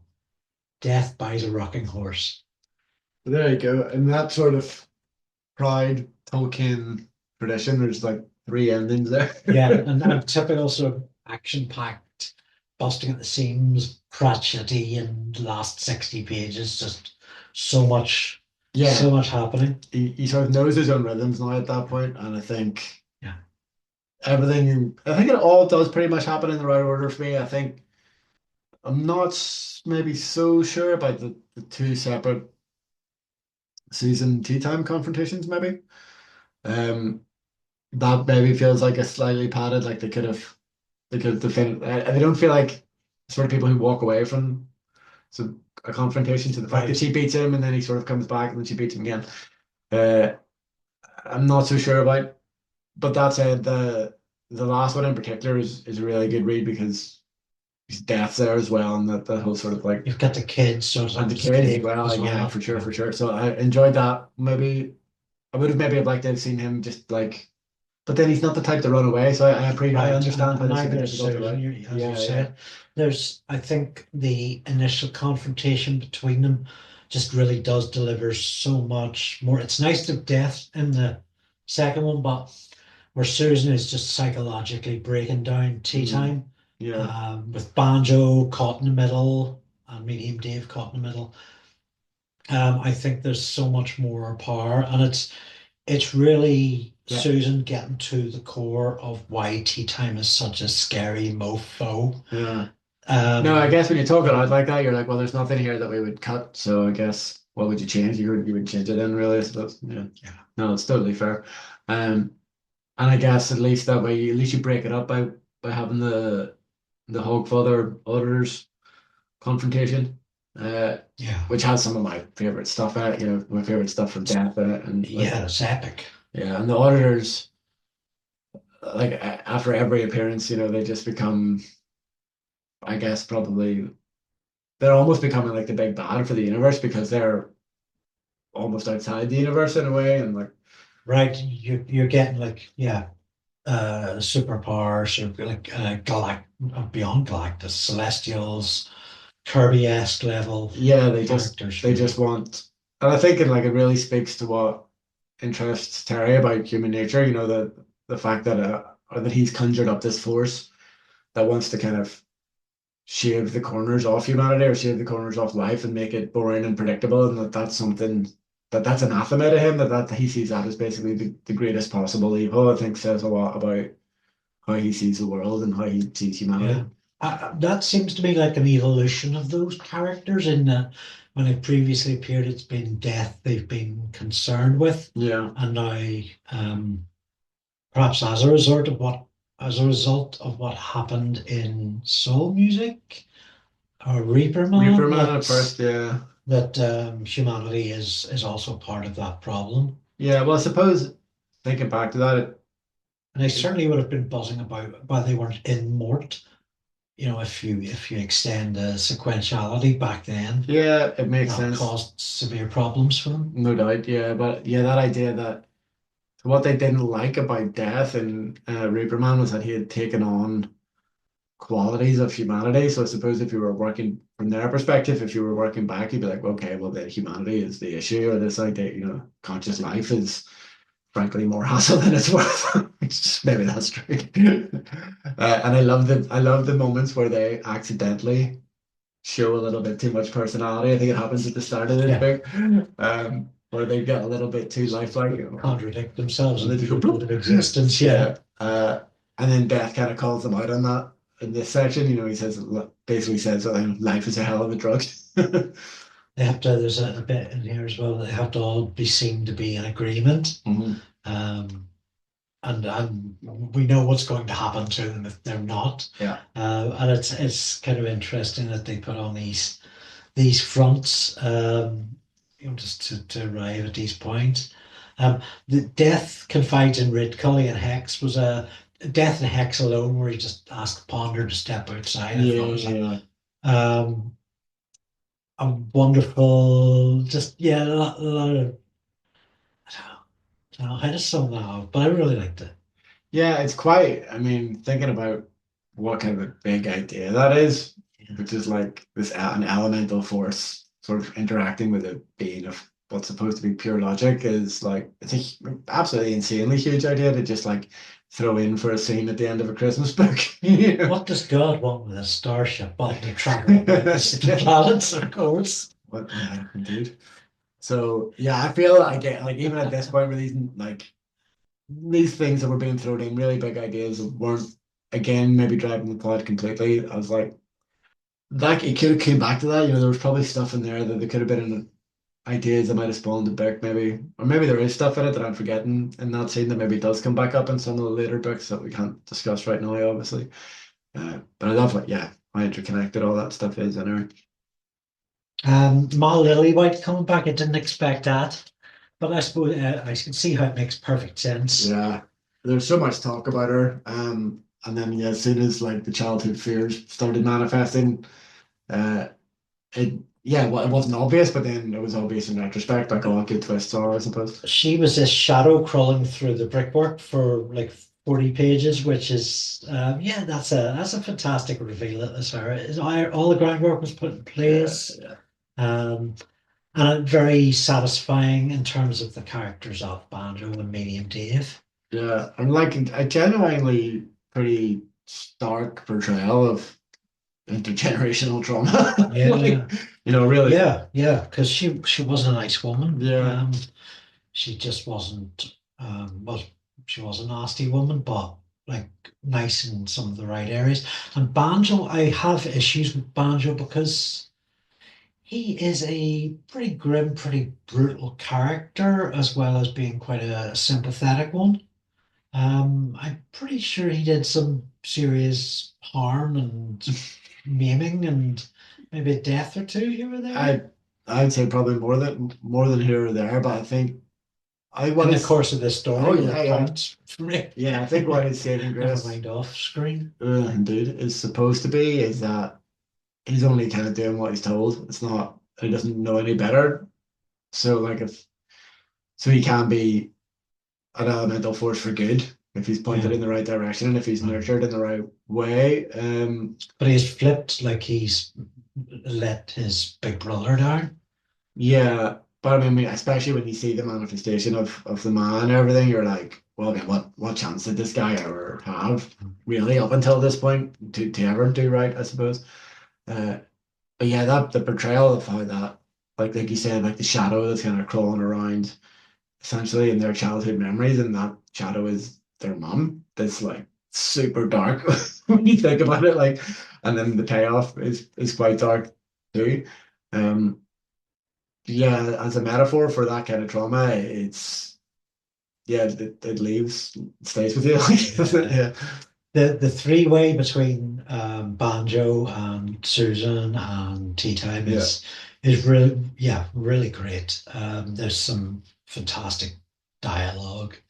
yeah, because it's That's how almost you like do a battle card, yeah, yeah, isn't well, it? that's it is. They're fighting like emotions are just raw, like they're just going, or each of them is trying to, well, not Banjo, I suppose, but like Susan is trying to strike at the emotional core of those characters to try to Mm. figure out a way out of that confrontation. Um, and that's how it always should be, regardless of whether they're also having a sword fight or also having a gunfight. Like characters should always be trying to like get under each other's skin. Like that's what makes good drama. And it follows through after that battle too, with Susan placing Banjo as a keeper of the grotto. And absolutely, this is a Susan book. Yeah, She really consistent characterization, the whole governess thing. yeah. That might have even been hinted on in her last appearance, but the through line is there, and absolutely nails the landing. Yeah, agreed. So for me, after Soul Music, I remember reading Soul Music. I loved it. Wasn't super interested in reading a Christmas book. Didn't think I realized at the time this was a Susan book. Uh, but the next one, which is coming up soon, so I'll mention it, is Teatime. I think I read shortly after I read Soul Music. I loved that as well. So like, it was just sheer ignorance on my part that I didn't include this. I think I probably would have loved all three if I'd read all three of them. Back to back. I probably would have got more out of them. Because yeah, like she's definitely a favorite character of mine. First Bogeyman. Yeah, that whole confrontation as well, because it's an interesting idea. Like until we started reading Discourse again, like just the idea of bogeyman and the bogeyman is like I don't know, maybe it doesn't loom as large culturally for us now as it did in Terry's day or something, but it seems like it's an idea that he's a little bit fixated on. It comes up a few times. If you tasked me to write this scene, a confrontation between Susan and the first Bogeyman, that's not how I would have gone about it. It's got quite an unusual story kind of direction in it. It starts from this place of the boogeyman constantly being duplicitous, constantly trying to come up with something to frighten Susan, and when they have run out of all the ways, but takes a position where they're quite a sad, pitiful, and sympathetic character. Yeah, Susan has to show an awful lot of compassion. yeah. I think it's interesting. I think it comes up during this, isn't it? That like it sort of revealed that Susan wished she'd had a grandmother in terms of all the things that the boogeyman conjures up. I think that was quite No, I sort of think that sweet was the one reveal. that got closest Yeah, for yeah. her. Yeah. But yeah, his idea of boogeyman is definitely weird because I think there's definitely been examples in the other stories where they are a bit pathetic, where like if you put a blanket over its head, Yeah. it kind of fucks him up. And yeah, it goes to the extreme of that, really. Yeah.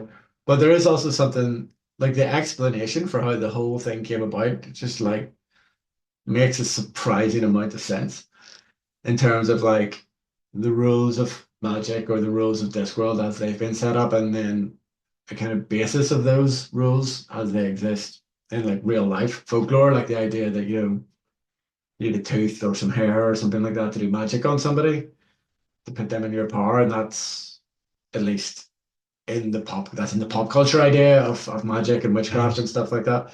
So the idea that tooth fairies are going around sweeping up the teeth so that like your kids can't be put under a spell is like genius. Like that's genuinely like the question, because I think that the question that he's alluding to in the dedication at the start, the question that Susan asks, like, what are they doing with all the teeth?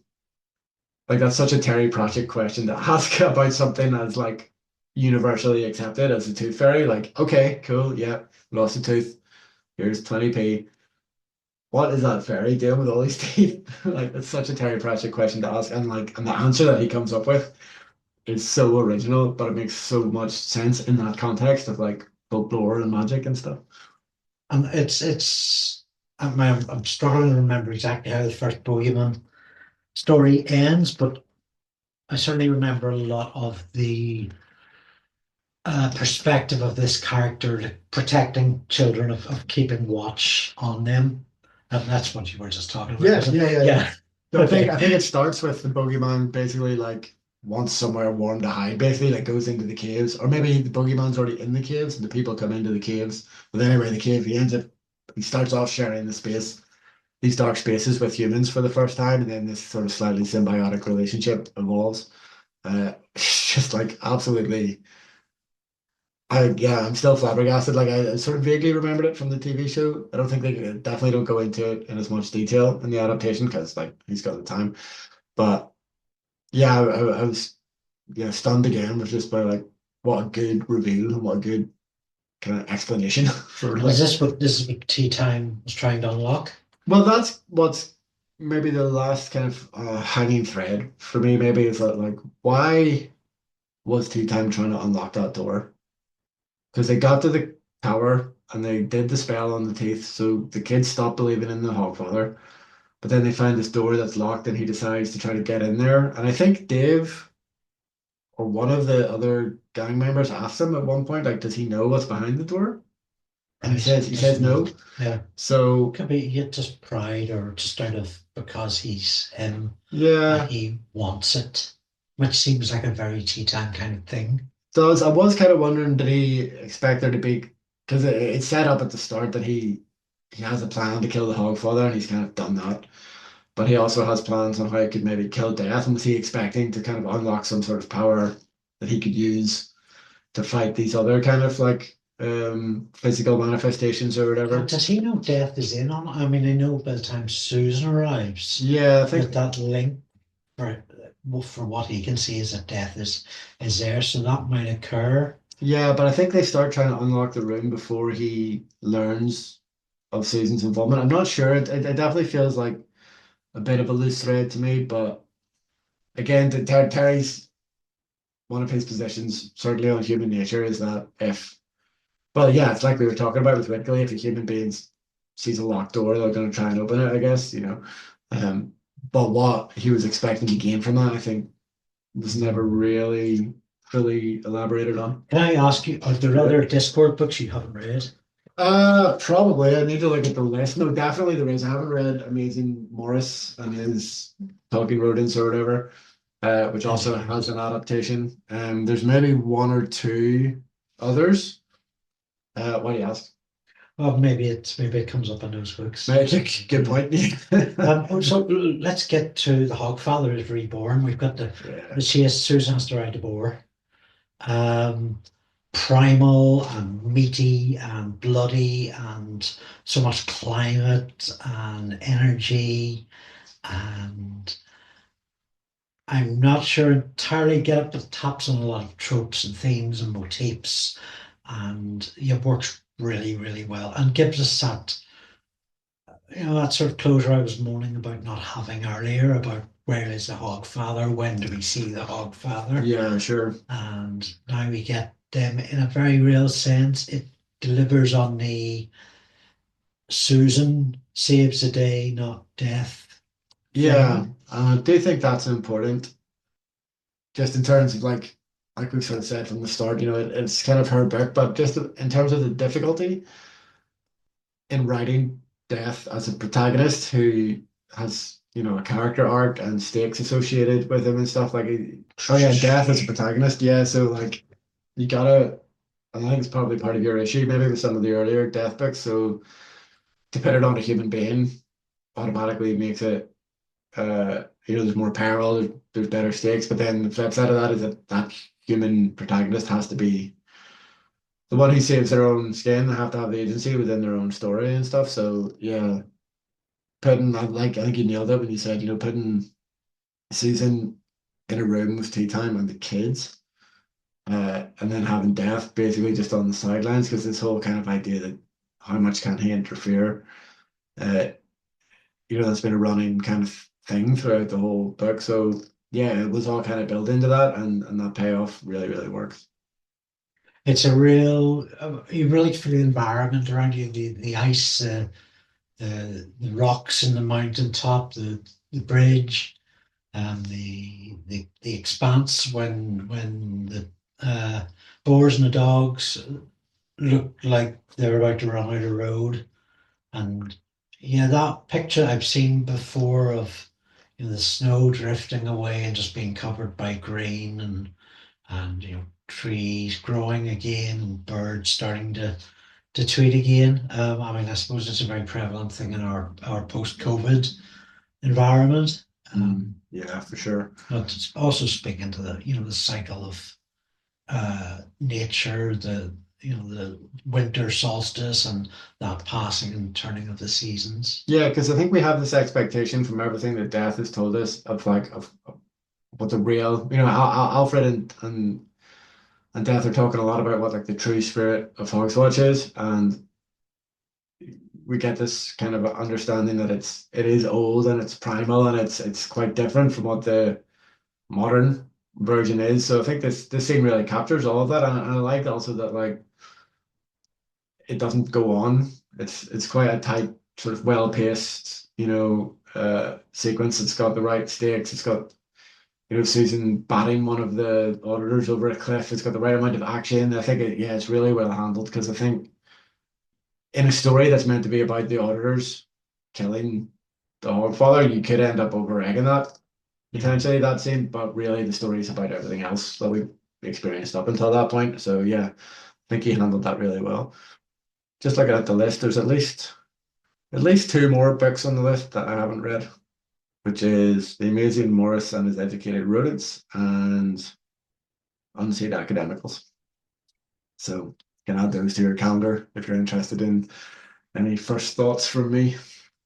Death buys a rocking horse. So I swore that was for Susan, and then it's for Albert. For Albert, Yeah, because the very last reveal is the boy in the window. Yeah. No, that's nice, and you're right. It's very clever because I think it is set up. That's the setup, and then versus the payoff. And And really does work. And yeah, it's ambitious. yeah. I think. And what's particularly nice about it, I'm just spoiling the shit out of the TV movie for you the whole way through this. I realized that now in retrospect. But what's particularly nice about that scene in the TV movie is that the toy maker is Terry Pratchett. Oh, right. So, yeah. So no, all in all, it's been a long wait. It's probably been 25 years, just over, give or take, probably since I started reading Discworld. Definitely more than that. Yeah, it's been say 27, 28 years since I started reading Discworld. So to only be reading Hogfather now, which had already been released. By the time I started reading the books, it's been a long wait, but definitely worthwhile. Fantastic. Shall we move on to our quotes? Sure. Or bright spots. I've got. I'll start with one of mine. So that the sun will come up. It's a bit of a mantra, but also resonant from the many minor lines that somehow embody what this book is about. There's another crystallized one which is a standout. You need to believe in things that aren't true. How else can they become? So that the sun will come up and things becoming. Yeah, and that's all tied into that same sort of thing. Because I know I've seen people like on Reddit and stuff kind of questioning, what that means. Death says the whole way through that the sun won't come up, but then Susan goes, okay, well, if the sun's not going to come up, what is going to happen? And he's like, a big ball of gas is just going to rise above the equator or whatever, or above the edge of the disk. And it's like, well, it's the same thing, but no, it's not. And what that means is like a whole other kind of discussion that we probably need another bottle of whiskey to get into. But yeah, that whole section sort of features quite highly in my bright spots. The other one that we've already mentioned is the little girl getting the sword. And this is Death saying that the sword is educational. And the mum says that she might cut herself. Death says that would be a very important lesson. Think about that when I'm playing with my kids all the time. give my kids swords all the time. But yeah, interestingly, I think I picked the quote that I picked, and the notes is from the same section, possibly that whole idea of humans need fantasy to be human, to be the place where the falling angel meets the rising ape. Not to get too into this because it's like a whole separate conversation, but I got invited to sit on a panel about AI being used in the Oh yeah. media, the Belfast Media Festival, uh, and was not necessarily struggling to articulate, but was very careful that I did articulate, like where I saw the gaps, on what the kind of point of human input in creative endeavors is. And I think I ended up kind of talking about this thing that Tolkien said about how stories are all about time and death and our relationship as humans to time and death. And machines obviously don't experience time or death in the way that we do. But I think Terry's quote there, is another like really succinct, really beautiful way of kind of summing up what it is to be human. Like we have fantasy, and machines don't. We are the place where fallen angels meet a rising ape. And I think if we ever replicate that with a machine, and it's interesting that Hex is a character in this story, in this context, if we can ever fully replicate that as a machine, whether it can write an episode of EastEnders or not is going to be the least of our problems, This line was going to be one of mine until I saw it appear in your list, Oh, there you which I go. thought was probably actually going to happen with a few of these. Yeah, yeah. It's a line that kind of catches you and makes you stop reading and just think for a moment, Yeah. which is not a problem at all. No. Yeah, I wish I started my read It's a bit it's earlier. beautiful poetry. It's Yeah. very much like the sort of episode title Straczynski, J. Michael Straczynski might have come up with in Babylon 5, Yeah. where the falling angel meets the rising ape. Very Yeah. Blakean as well. Yeah, absolutely. Yeah, no, just great stuff. No, really, I can't believe I put it off for so long. What was I thinking? Um, I'll slip in a wee funny one before your next one. No, I don't think I'm gonna read out any of the Uh, really long ones. So let's finish the quotes on well, this it's one. it's a famous one about the finest powder, and Yeah, go on. uh, I'm going to go with getting an education was a bit like getting a communicable sexual disease. It made you unsuitable for a lot of jobs, and then you had the urge to pass it on. Yeah, I think our respective roles in academia probably speak to that, don't they? Yeah. Yeah, I think that's a good quote to leave it on. I had a number of bright spots, but I didn't write any of them down. So I'm just going to say, yeah, a number of bright spots. I think we've probably touched on them all by now anyway, but I know there's somebody else's review that you wanted to touch on for Yeah. us. So this is a bit of a segue into something going on in my life at the moment, a bit of a plug. My dear friend Holly Miles passed away in 2020, and she was such a fantastic supporter of my writing. I'm sure you've got people like this in your life, PJ, and Mhm. writers and creatives out there who always have your back. And one of the things Holly was very active on Book Likes, which is a sort of a Goodreads splinter cell, and she was massively popular, massive amount of followers. And I've been putting together a sort of a memorial book on her, and going through her book like reviews, I turned up one on Hogfather, Okay. which is her first Discworld experience. And I thought I should leave it aside because we had started the podcast at that stage. So I read it today, and it's very short. I'm just going to read the whole thing. It's a bit of a sort of a lazy review by Holly's accounts, but Go for it. this is another sort of testimonial of somebody who has never read Discworld. So this was 26th of December 2017. Oh, wow. So Holly has also been doing this at Christmas time. I've been working on my novel non-stop in preparation for beta read and subsequently haven't had time to update. Apologies for that and failing to let you all know how much I've been enjoying it. Like it's been said, it was a little confusing, but I really liked it, and I don't believe my enjoyment was diminished much by arriving late in the series. I was laughing out loud a lot, which I very rarely do. Thank you all for putting me onto it, especially BT for nudging me towards sticking with it. Thanks again. It was my first Terry Pratchett, but definitely won't be my last. I had a blast.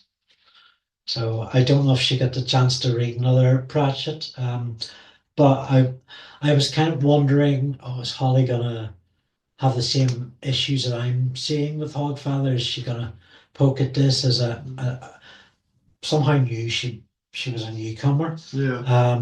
but she absolutely there doesn't seem to be anything negative Yeah, well, I think there. I mean she touches on the fact that it's a bit confusing at the start, which I guess I mean you've been reading Discworld non-stop for the last 2 years, and we still found it a little bit confusing Yeah, at the start. So to come in fresh, I think it's a totally valid criticism, and like how special is that to be able to have her kind of come along on this journey with you in this way, like it's been an odd bit of convergence. So in terms of plugs this year, myself and my friends Claire Dixon, she recently got married, and Sandra Walsh, were mutual friends of Holly, have been working on one of Holly's unpublished novels, supplied by her mother Jennifer and brother Andrew.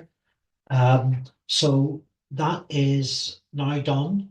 We're doing the final um, proof print read, and that is called Another Time. It's about the journey of it's about a Northern Irish girl studying at Trinity in the Republic of Ireland who finds herself unexpectedly pregnant and doesn't wish to hang on to the child because of it's set in pre 2017, so before the Irish success oh, the in abortion repealing referendum. the Yeah, sure.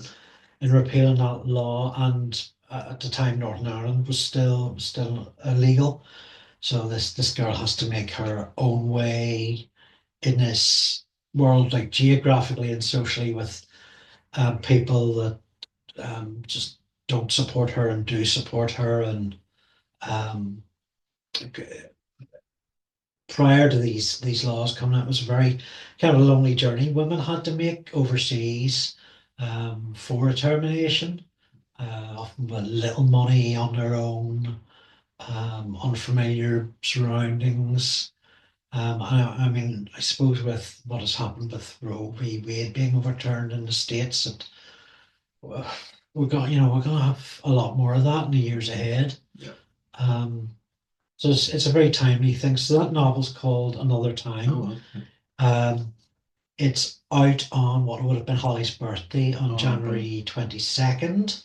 Um, we might have another podcast before then, so I'll mention Yeah, it we should then do. again. Yeah. You're more than welcome, PJ, to the launch party at McHugh's. Oh, sure. Yeah, I'd love So to do that. Wednesday night, and the same with yourself. Please just come along, and if you're on your own, talk to people. Come and grab me in a spare moment. Say you're a Discworld podcast fan. Um, Pick up a copy or don't. We're going to have some speakers, some projection. We're going to try and organize some of Holly's music playing. Oh, It's wow. going to be a celebration of her night. I've got one other plug to make. Keep them going. PJ, there should be a little package just at Oh, your yeah. foot. Amazon. If you just pick that up Will I open it? and open Camera, that or up, what? yes. Oh, okay. So a quote from Hogfather tonight: "The truth may be out there, but lies are inside your head." Look at And this. this is PJ's copy, still to be signed. I was very busy. Of Coastlines After Dark, Amazing. Oh, thank you so my much. X-Files meets Baywatch, spooky mystery anthology. You've maybe heard me plug it before. I had so much fun writing it. I pissed my pants with how hard I laughed Hold on. Stay there. at Stay my there. Keep own talking. genius. So that is available in Amazon, Barnes and Noble, both in print and digital, and a whole other bunch of places digitally. We're gonna get him to sign it live Coastlines After Dark. with a proper professional author style skinny Sharpie. Oh, I fantastic. just happen to have in my bag. Keep an eye on the coastlines, folks. Oh, thank you so much, man. Uh, I was thinking all this trouble I've been having reading books on my tablet lately, like I need to get a hard copy or something, so perfect timing. Features the adventures of Mike O'Hanlon, a genuine Coast Guard, ex-Navy SEAL, single father, detective, monster hunter. Just like me, you know, it's so relatable. I signed it Andy. Look, I could have just signed it Andy because you'd have known who it was. It's like, oh, it could be anybody. No, you know. Make sure Yeah, you get the any full old title. Andy. Oh, that's awesome, man. Thank you so much. And great that there's so many exciting things in the pipeline too.